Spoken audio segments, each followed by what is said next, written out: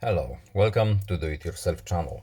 Today I will show you how to block one of our contacts in Samsung Galaxy Z Fold 5. To block a contact from our phone book, we have to first open our phone book. Here are our contacts, and we can, let's say, block John. So we select the contact, and on the right side we have more options, this little hidden menu. Now block contact. Yes, a little pop-up warning. You will no longer receive any calls or messages from this contact. Yes, please block Mr. John.